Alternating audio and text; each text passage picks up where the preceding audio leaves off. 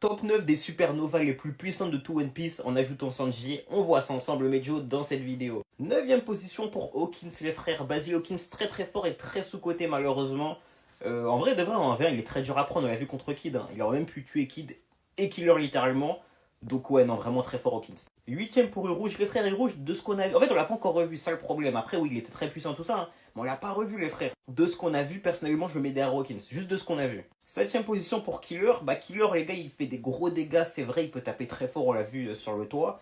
Maintenant, moi, je le répète, de ce qu'on a vu, Hawkins aurait pu tuer Killer et Kid et lui, tu vois ce que je veux dire? Donc, moi, Hawkins, je le mets quand même plus haut en réalité, hein, plus haut que Killer. Même s'il est moins puissant, en 1v1, il est plus fort que Killer. Je sais pas si c'est ce que je veux dire. 6ème position pour Kid. Kid, c'est fort. Maintenant, c'est la bonne place. Il est en dessous des 5 autres, et largement même.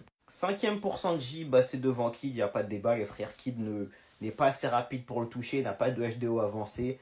Le combat ira à sens unique. Littéralement, Kid il frappe fort, hein, mais c'est bien de frapper fort. Si tu touches pas le mec en face, tu perds. Et clairement, il touche pas Sanji. 4ème Zoro, qui est devant Sanji. En vrai, Zoro, Sanji, ça se tape. Hein. Même si Zoro est plus puissant, en 1v1, Sanji, il est très dur à battre. Tu vois ce que je veux dire? Maintenant, ouais, Zoro sera tout dessus. 3ème position pour légèrement au-dessus de Zoro. Là, il n'y a pas de débat là-dessus. Et non, L'eau n'a pas le niveau de Kid, faut arrêter avec ça.